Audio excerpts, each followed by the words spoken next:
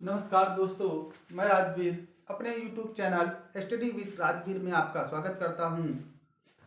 दोस्तों, हम लोग इसके पहले वाले वीडियो में भारतीय संविधान की विशेषताओं को बहुत ही शॉर्ट रूम में देखा था। एक चार्ट के माध्यम से हमने आप पे चर्चा की थी।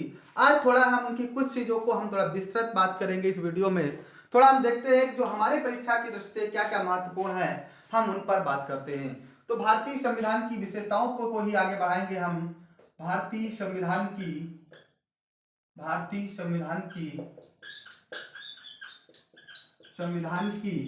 प्रमुख विशेषताएं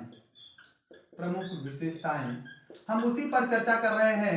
आज उसी को थोड़ा और आगे बढ़ाएंगे। मतलब कहने मतलब है थोड़ा इसको देखेंगे क्या क्या चीजें और जो हमारी पूछी जाती है उसमें हम क्या क्या बात करते हैं। हमने शायद आपसे बात की थी भारतीय संविधान की कुछ प्रमुख विशेषताओं पर हमने चर्चा कर ली थी। हमने कहा था यह विश्व का सबसे बड़ा एवं लिखित संविधान है।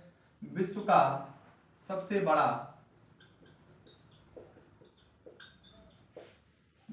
एवं लिखित संविधान है। हम कहें कि यदि विश्व का सबसे बड़ा एवं लिखित संविधान है, तो यदि इसकी बात कर लेते हैं तो हाँ, वाकई में ये हमारे विश्व का सबसे बड़ा एवं लिखित संविधान है। कहने का तात्पर्य है, हम फिर वही बात करते हैं कि 395 अनुच्छेद, 22 भाग तथा 8 अनुसूचियां हैं। क्या थे भैया? 395 अनुच्छेद, 22 भाग तथा 8 अनुसूचियां उल्लेखित है। 395 अनुच्छेद हैं, 22 भाग और 8 अनुसूचियां हमारे मूल संविधान में थी। कितनी थी भैया? 8 अनुसूचियां हमारे मूल संविधान में थी। वर्तमान में इसका स्वरूप बदला और इसमें हम कह सकते हैं 395 अनुच्छेद और 22 भाग तथा 12 अनुसूचियां जोड़ी गई। कितनी अनुसूचियां जोड़ी गई? 12 अनुसूचियां जोड़ी गई थी। इतनी बात हमने आपको बताया था। हमने दूसरी चीज हमने कहा कि हम भाई क्या करें। अब हमने देखो इसके चीज आगे हम बात करते हैं जो आगे की जो हमारे संविधान की प्रमुख विशेषता है। हम मुख्य विशेषताओं पर आज चर्चा कर रहे हैं। इसमें हम कह सकते हैं सार्वभौमिक वयस्क मताधिकार। हम अगली जो विशेषता है वो है सार्वभौमिक मताधिकार प्रणाली। मताधिकार कहने मतलब जो हमारा संविधान में होगा वो सार्वभौमिक वयस्क मताधिकार है। सार्वभौमिक वयस्क मताधिकार है। क्या भैया?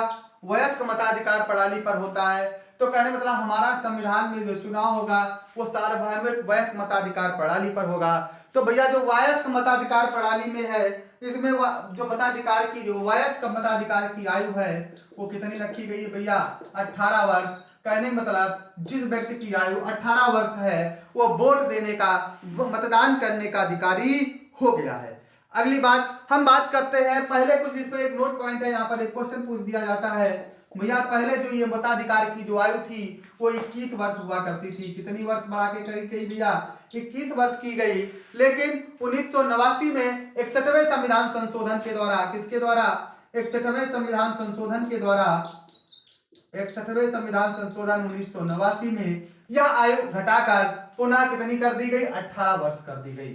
कहने मतलब है इस वर्ष 21 वर्ष से घटाकर कितना कर दिया गया? अब 18 वर्ष कर दिया गया। और वर्तमान में भैया जो वयस्क मताधिकार प्रणाली, जो वयस्क मताधिकार की आयु है वो 18 वर्ष हो गई है। वर्तमान में भैया कितनी हो गई है? 18 वर्ष हो गई है। तो कहने मतलब जो वयस्क मताधिकार प्रणाली की आयु रह गई अब कितनी रह गई है? 18 वर्ष। किस संविधान संशोधन द्वारा? 61वें संविधान संशोधन 1989 के द्वारा। अब हम बात करें स्वतंत्र एवं निष्पक्ष न्यायपालिका। ये भी हमारे संविधान की हमने कहा था एक प्रमुख विशेषता थी। स्वतंत्र एवं निष्पक्ष न्यायपालिका किसकी बात करेंगे? स्वतंत्र एवं निष्पक्ष न्यायपालिका की बात करते हैं। स्वतंत्र एवं निष्पक्ष न्यायपालिका, निष्पक्ष न्यायपालिका कहने मतलब हमारे संविधान की जो न्यायपालिका है वो स्वतंत्र एवं निष्पक्ष न्यायपालिका है। हम कह सकते हैं जो हमारा संविधान की जो न्यायपालिका होगी वो बिल्कुल निष्पक्ष होगी। कहने मतलब शंकु के आधार पर है, शंकुआकार न्यायपालिका है। हम कह सकते हैं कि यहाँ पर डीसी है, मतलब डिस्ट्रिक्ट कोर्ट है। क्या है यहाँ पर? डीसी है। जिला अधीनस्थ न्यायालय है जिसे हम कह सकते हैं जिला अधीनस्थ न्यायालय होता है। दूसरे बात हम बात करते हैं एससी है, हाई कोर्ट है जिसे हम उच्च न्यायालय कहते हैं। क्या कहते हैं भैया? उच्च न्यायालय कहा जाता है। उसके बाद एससी है, सुप्रीम कोर्ट है, इसे हम क्या कहेंगे, सर्वोच्च न्यायालय कहते हैं। क्या कहते हैं भैया, सर्वोच्च न्यायालय कहा जाता है। जो भैया सर्वोच्च न्यायालय है यह हमारे न्यायपालिका की सबसे अंतिम कड़ी है, और कहने का मतलब यही हमारा यहाँ से अंतिम निर्णय मान्य होता है। यदि हमारे निर्णय का डिस्ट्रिक्ट कोर्ट में सॉल्यूशन नहीं होता तो हम उच्च न्यायालय में जाते, और उच्च न्यायालय में नहीं होता तो हम सुप्रीम कोर्ट जाते हैं, और सुप्रीम कोर्ट का निर्णय अंतिम एवं सर्वमान्य होता है। क्या होता है, अंतिम एवं सर्वमान्य होता है। कहने का मतलब जो सुप्रीम कोर्ट का निर्णय होगा वो अंतिम होगा एवं सर्वमान्य होगा। अगली जो हमारे संविधान की प्रमुख विशेषता है, संविधान की सर्वोच्चता। क्या है भाई, हमारे संविधान जो अगली विशेषता है वो है संविधान की सर्वोच्चता।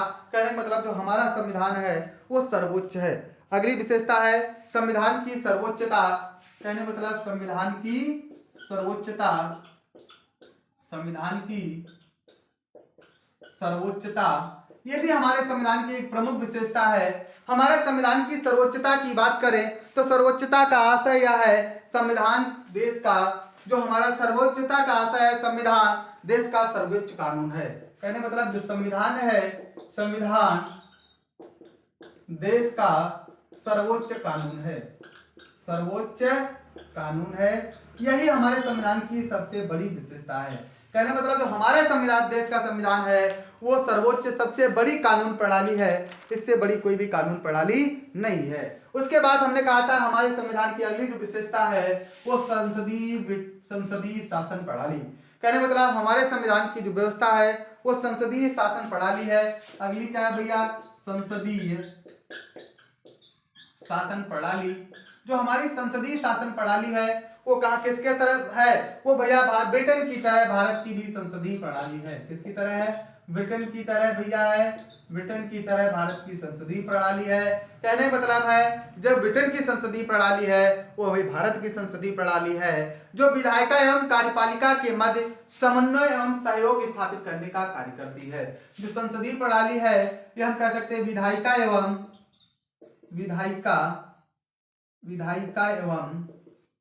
कार्यपालिका के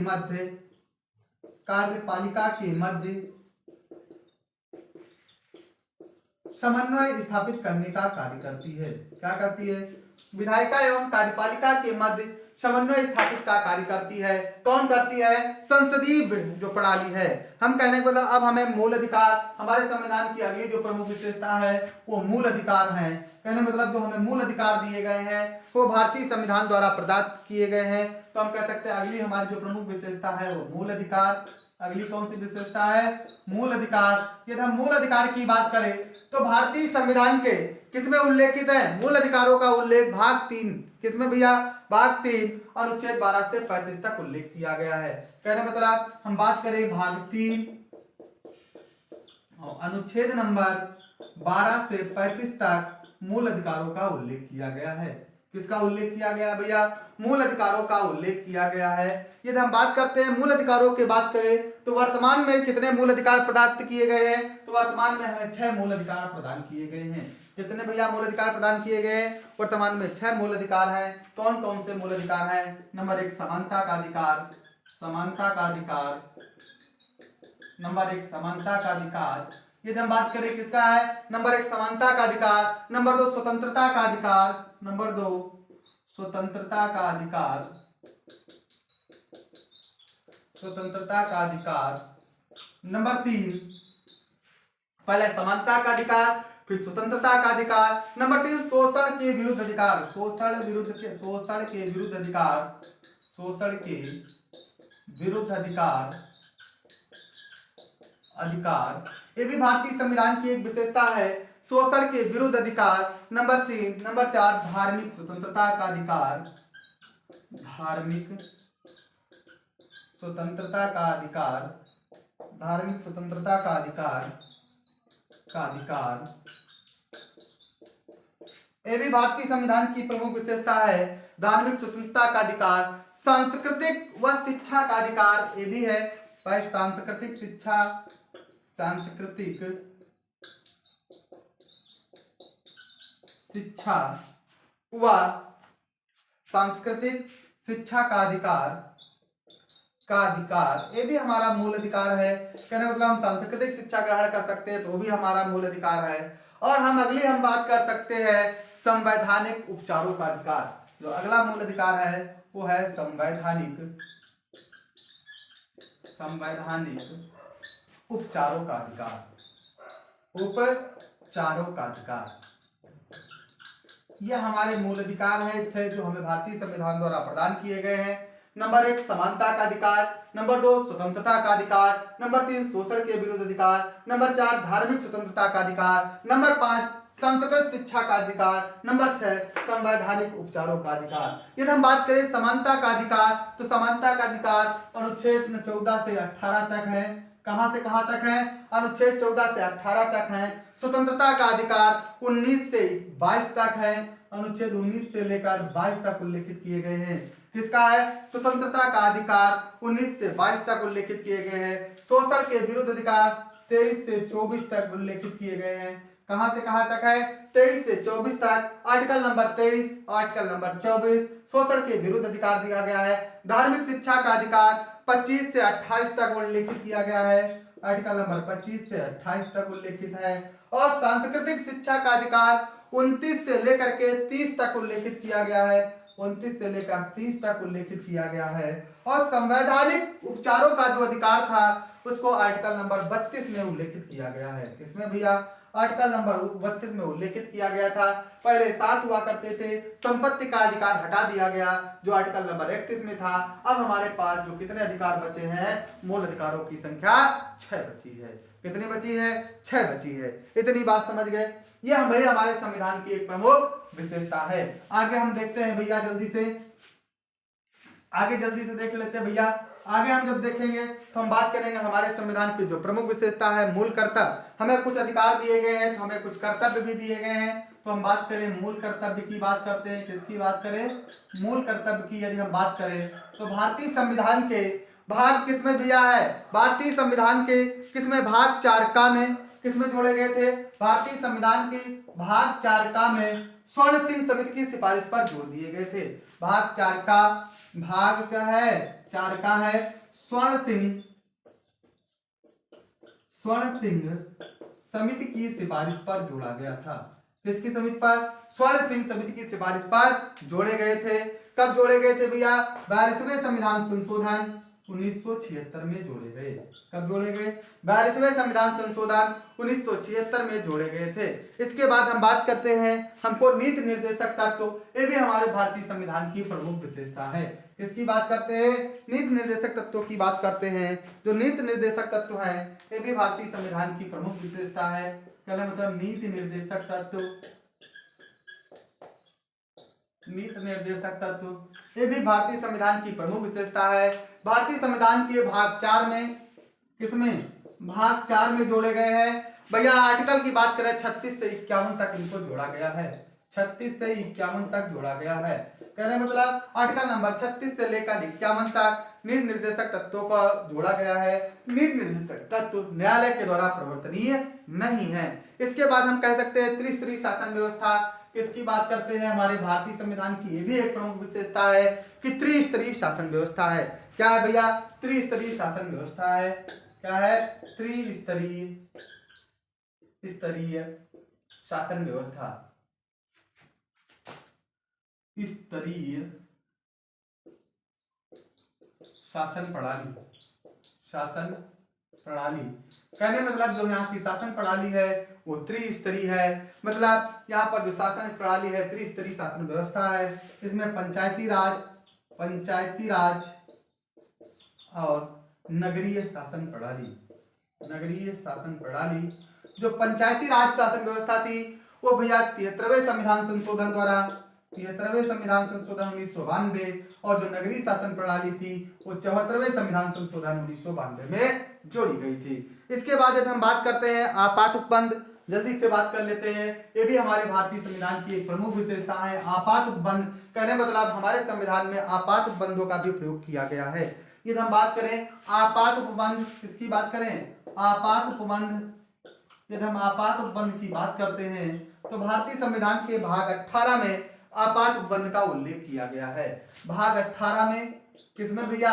भाग 18 में आपात उपबंधों का उल्लेख किया गया है। इसमें 3 प्रकार के आपात उपबंध हैं। नंबर 1 राष्ट्रीय आपात, नंबर 1 राष्ट्रीय आपात, नंबर 2 राष्ट्रपति शासन, नंबर 2 राष्ट्रपति शासन और नंबर 3 वित्तीय आपात, नंबर 3 वित्तीय आपात।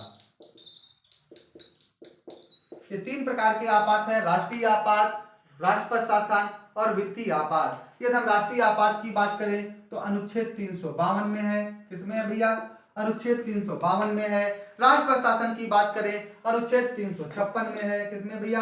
356 में है। और वित्तीय आपात की बात करें तो अनुच्छेद 360 में इसका उल्लेख किया गया है। अगली जो हम भारतीय संविधान है वो है पंथ निरपेक्ष सेकुलर राष्ट्र या सेकुलर स्टेट की बात करता है हमारा भारतीय संविधान। किसकी बात करता है? एक पंथ निरपेक्ष की बात करता है। तो अगली जो व्यवस्था है और अगली विशेषता है वो पंथ निरपेक्ष हमारा राष्ट्र है। पंथ निरपेक्ष मतलब सेकुलर स्टेट की बात की जाती है। इसमें सेकुलर होने की बात की जाती है। इसे 42वें संविधान संशोधन द्वारा 42वें संविधान संशोधन द्वारा जो 42वां संविधान संशोधन 1976 में है हुआ था। संशोधन 1976 में इसे प्रस्तावना में जोड़ा गया था। किसमें जोड़ा गया था? प्रस्तावना में जोड़ दिया गया था।